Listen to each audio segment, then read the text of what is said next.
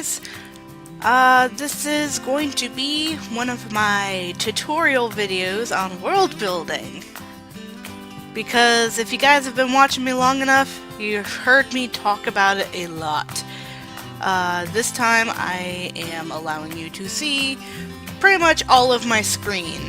You don't see my tabs because you don't need to see my tabs. You don't see my start bar because you don't need to see my start bar. But you can see my colors, my brush sizes, brush control, brush previews, my brushes, my layers, even the references if I ever use them. Hey, I may or may not in the series. Before I was talking about, doing world building with Azrael stuff, but Azrael is an existing world, and I was actually thinking about doing a new world. And I felt, what better time than now to do a video on it. When it comes to doing any world, you might want a map to it. And of course, you don't have to do a map first, but we're gonna title this one Part 1.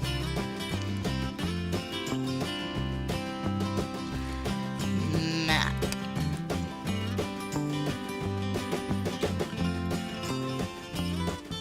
Okay, so we got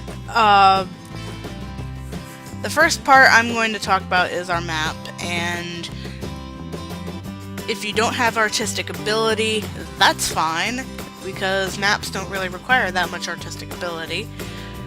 You could also go to some great generators, which I have found one. Axar GitHub. Hold on, let me just get the link really quick, and let me put it here. My nifty little tool here. I will also put it in the description below.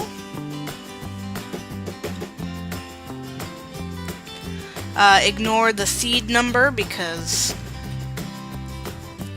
that just tells you which map I had on my generator.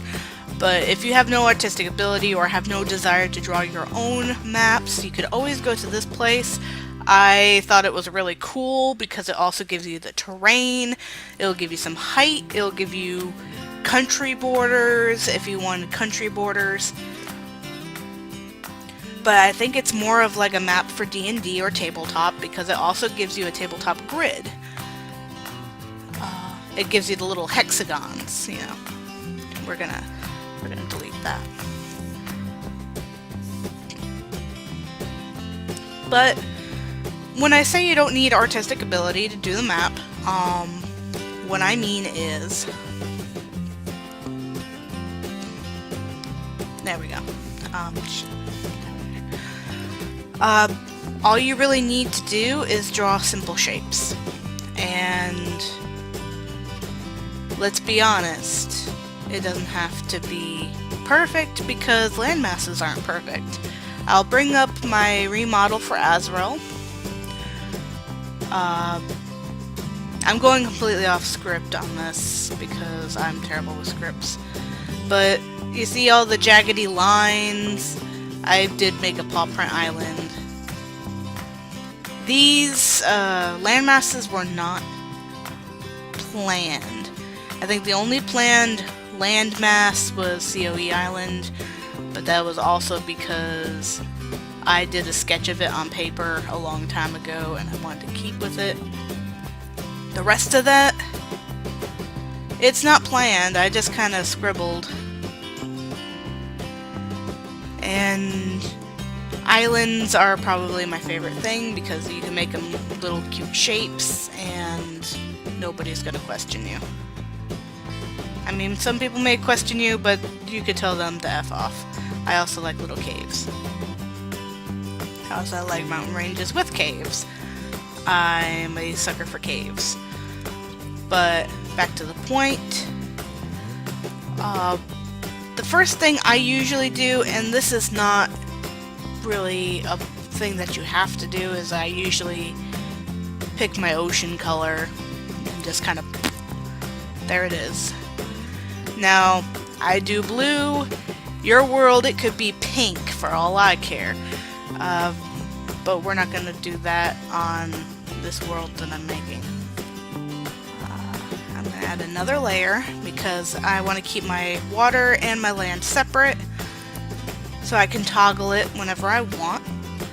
Again, land masses can come in a variety of colors, and if you're making your own world, it could be pink, purple, red. But if you're going to go for like more of a regular earth tones, you might want to go with some sort of greens, or you might want to go with browns and grays. It depends on the land mass. Usually when I'm doing regular continental land masses, it's green. And you see part of my land masses over here are blue. And multicolored, this is supposed to be some sort of crystal island. And I'll get to the dots in a minute. But you could also get like a tan for a desert, dark browns for mountains, or grays for stone or volcanic areas.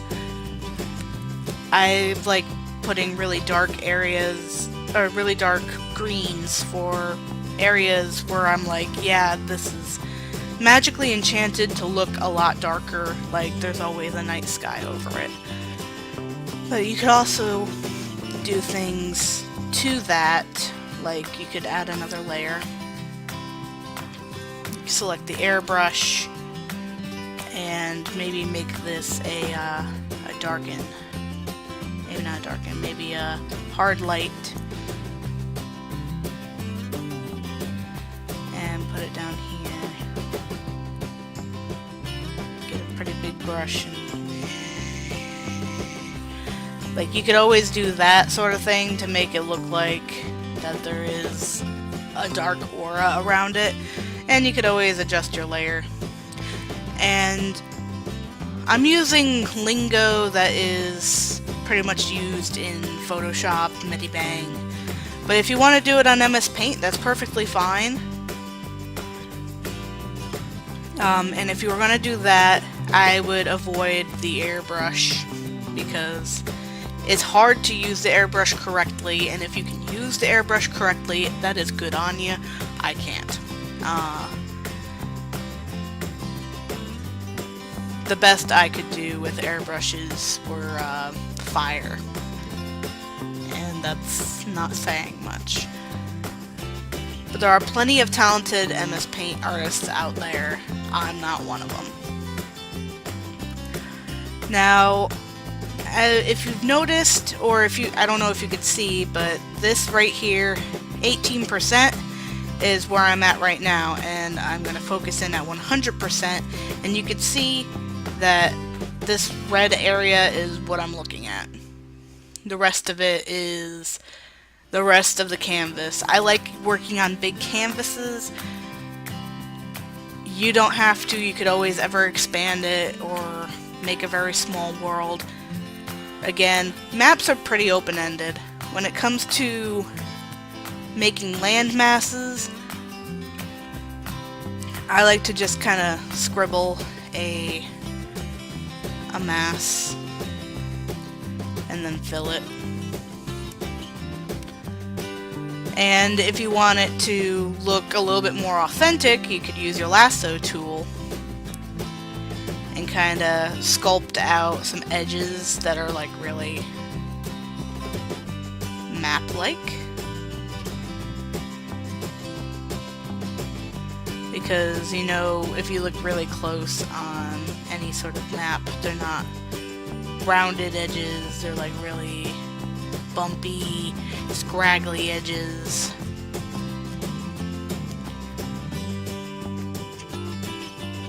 I also really like coves, and so I will usually make coves like that.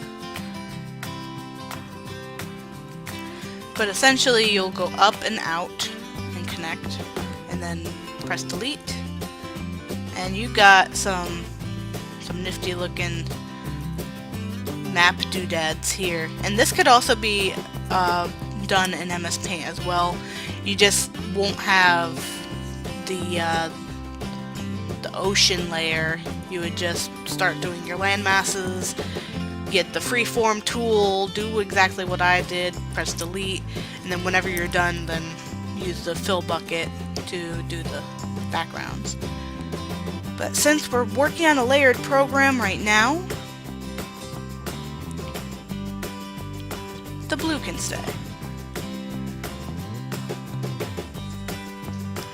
And if you're not confident in the fact that you can go all the way around and remember to double back, you could always do it a chunk at a time like I was doing right there. And if you have a specific way you want to do your maps, that is also perfectly fine. You don't have to do randomized like I am. I don't know what I want for my new world in terms of how it looks, but I know what I would like to do with it inside. But for now, this is part 1 maps. And let's just say that this, let's say that this is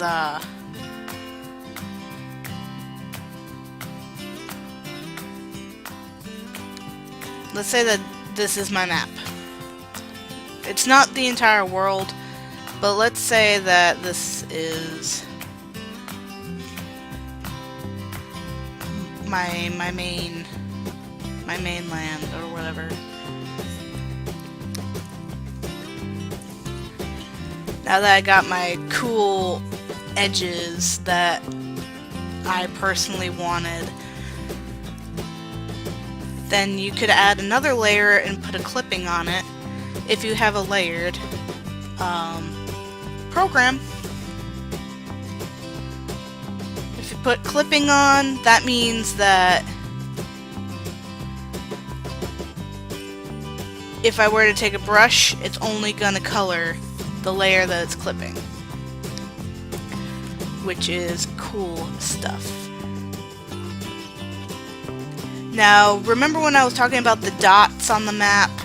Those are trees, and I'm pretty sure some of you have already figured that out, that these are supposed to resemble my forests. Now, if you have Medibang like I do, Splatterbrush makes some pretty cool... Don't mind me. The Splatterbrush makes some pretty cool trees. And like these big clusters will resemble really dense forests, while let's say, I'm gonna zoom in a little bit, if you just want to indicate that there's small forests, you could also go to brush control, set the scatter strength to a little bit less, the particle size down, and just kind of dab. And you don't have to do it that way per se. You could also put them down individually with your regular pen. And this indicates that these are either a lot smaller forests, or depending on the scale of your map, that these are just singular trees. Since this is going to be a bigger scale for me, these indicate that these are clusters of trees, small forests, little groups, ones that's perfectly okay. Now, if you're doing something like this in MS Paint, you could still do dots, or you could do what some other maps do and go in and draw little symbols, like here's a forest,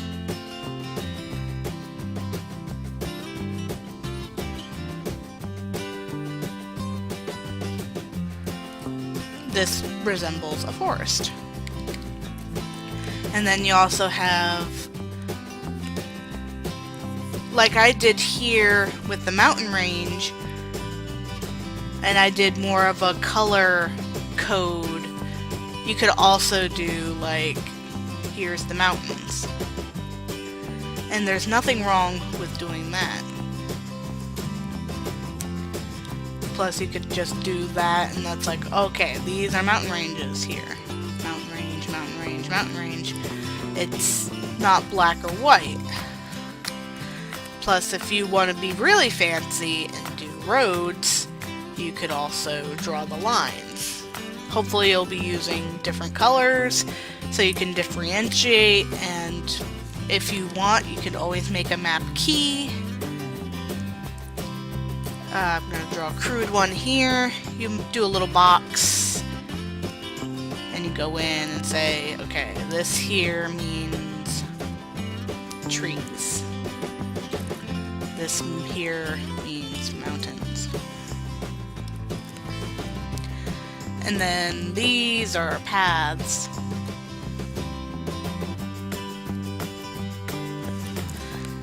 These are railroads. Rivers. These are things I've learned in elementary school, so. But that's the gist of that. Since we're going to be working on the world that I was expecting to working on,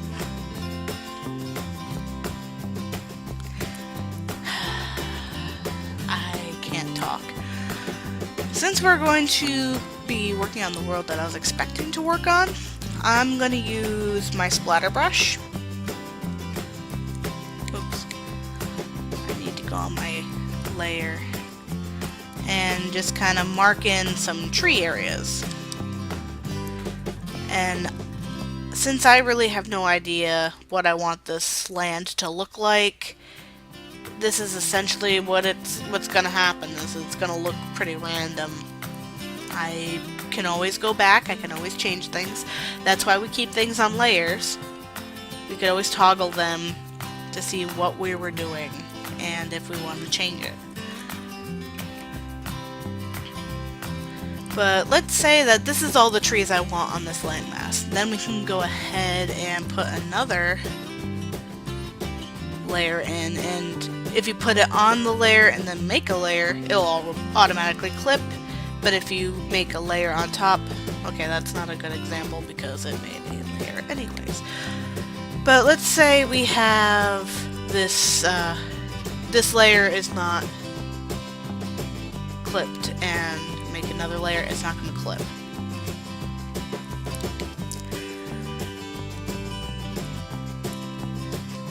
This is more of a Medibang tutorial than anything.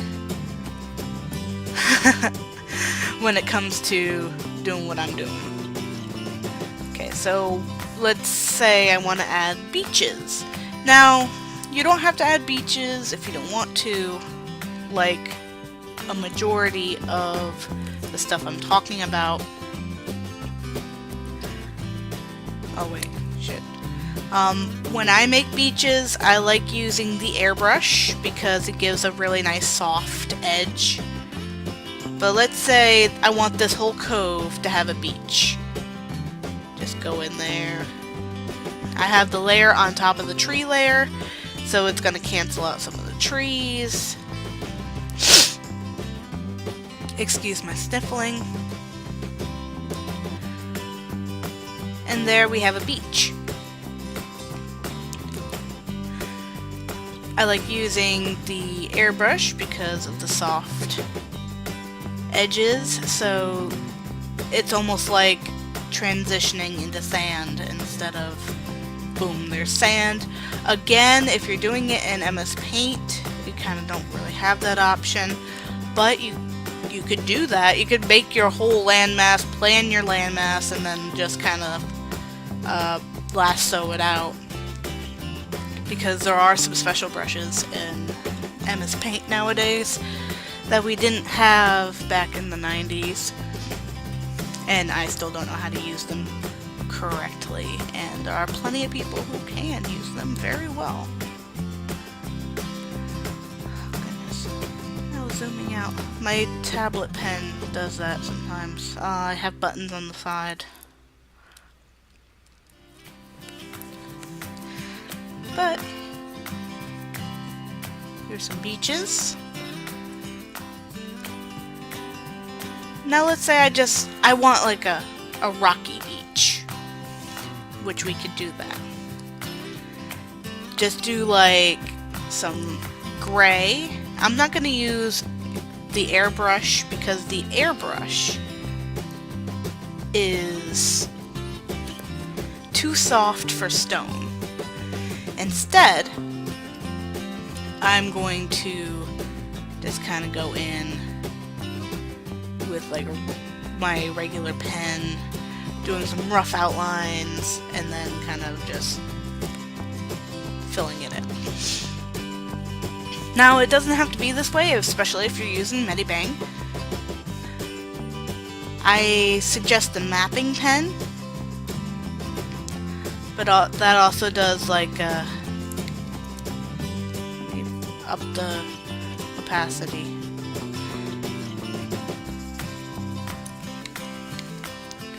Do the mapping pen or the G pen that has a little bit of a softer edge, but it also gives you a bumpy texture. It doesn't really show up on smaller pens, but yeah, there's a bumpier texture. And the mapping pen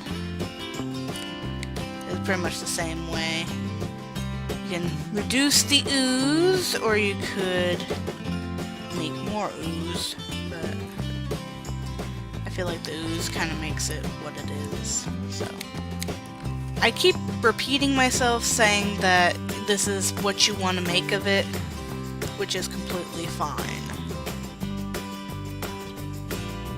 because I don't want to hold your hand and say this is the only way to do it, because it is not the only way to do it.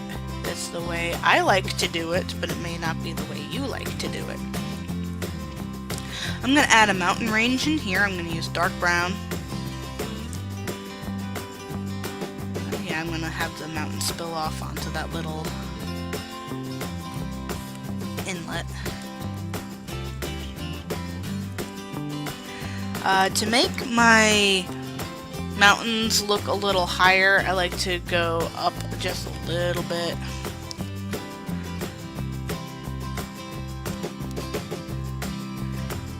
And you're like, wait, TF, why would you use a lighter color on the top as opposed to the bottom? Well, you don't have to. But if you want to use snow caps, it just makes it look like it's a little bit more chillier. I like putting snow caps on my mountains because I'm from the north and I like snow. So there's a mountain range, and you could also make singular mountains in the middle of nowhere. Just like that. Make a little blob.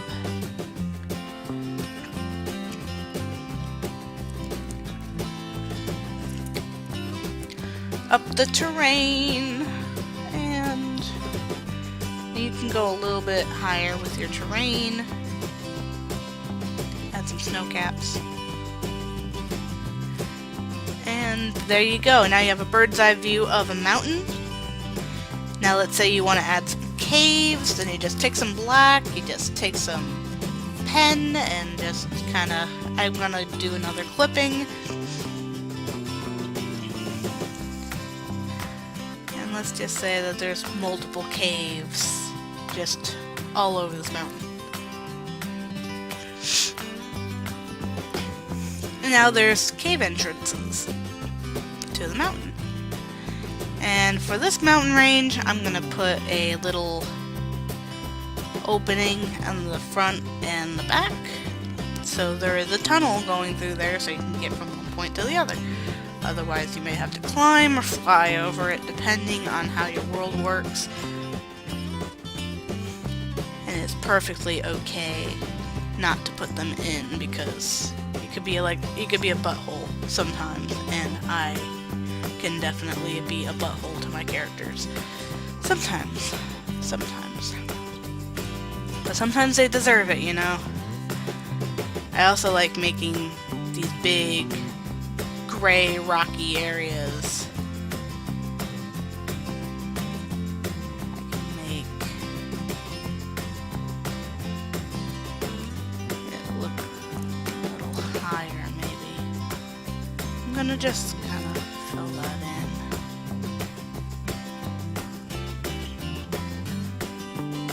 Make the higher areas a little lighter.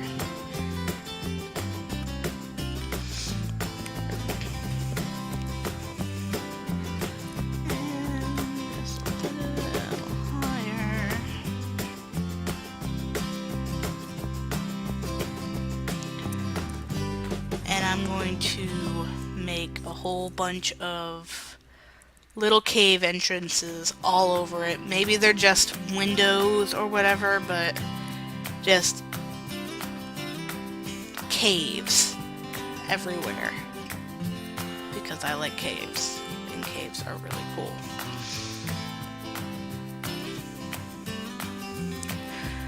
You can imagine that there's like some sort of mountain city on the inside. Feel free to steal some of my ideas for your own worlds, because I'm all about sharing. And it may look like a polka dotted mess, but you know those are cave entrances, because I told you. Now let's move on to a different part of the map building process, and that is, let's say this is all the terrain you got. Perfect. But now you want to be a little extra, and you want to add some places to know that there are people living here. I would pick a map color that would really stand out among everything, and make some sort of symbol to make it that somebody lives there. That's not a very good color. How about purple? There we go. You can see that. You can make it a blob, you can make it a house. In a different map of mine, I made towns be a group of houses, like this. It's like you have one house that means that one person lives here, but then if you put like 3 houses near it, it means that that's an entire town. Again, I'm not telling you what to do. These are just ideas. That was like on a different map of mine. It's like, oh, there's a town. Or you can use different colors to indicate other things. Let's say purple means it's an individual's house, but orange means that it's an entire city. You could do that too. I would also mark it on like a key or a legend to make sure that you know what's what on your own map. So when you come back to it, you go, oh, what was that again? You could also make symbols, and if you have Photoshop, you can also make custom brushes, which I have done before. I'm sure you can make custom brushes on Medibang, I just don't know how. I'm not techie like that. Like, there was a brush on Photoshop that I made that looked like a paw with some claws. That was supposed to indicate that a lion pride lived there. And then I had another brush that it's supposed to look like a rearing Pegasus. meaning that you could get a ride with the Pegasus or the Pegasi on chariots. There is one symbol that I keep using, and that is the use of the portal symbol. Well, this is my symbol for the portal, and I have like little sparklies to indicate that this is a portal to somebody else's world or to another world. That's what I use. There are many different ways you can mark up your map. And if you're like me, port towns usually have their beaches. So if I have a really dark brown,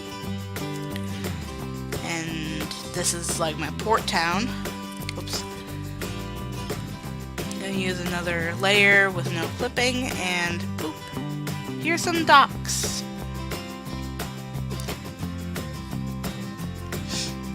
You can also connect the docks, make the docks expand.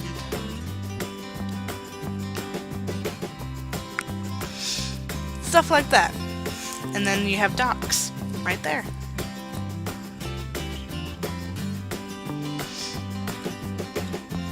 I'm not gonna have docks there.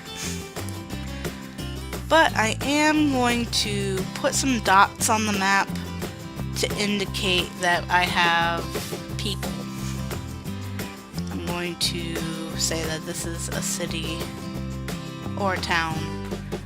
This is a town. This is a town. This is a town. This is a town. I'm not even sure if this is supposed to be a country or just a landmass. I'm gonna put a town here, town here. One thing about terrain that I did not go over is rivers, which you could also do a clipping, get the same color as your oceans, and kind of go nuts. Just kind of draw some lines through your landmass, and that makes some rivers. Connect them. I'm gonna make it go above the tree line and above the beach line. Where's my beach? There's my beaches, okay. But you could also add some lakes. Fill in everything, and you have a lake. You can make the rivers branch off of each other.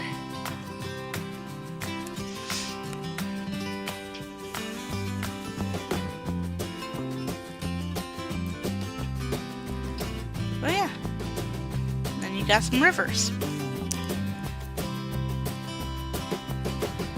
Some rivers coming down through here, down through here.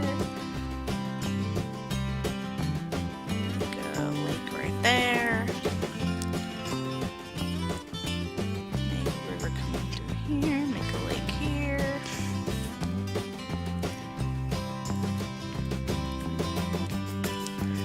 And if you really want to be extra, like I usually am, you could add pathways. Let's say this is the route from town B to town C. It's past here. The river and through the woods to this place. To this place, to this place,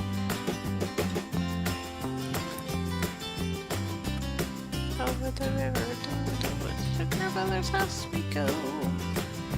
We go into the cave, out the cave, and there.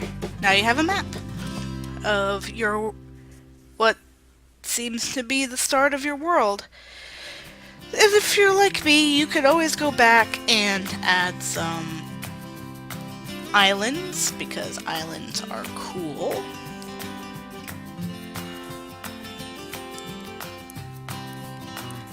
And you could see where the things bled. And you could just erase them if you wanna. I'm gonna keep those trees there.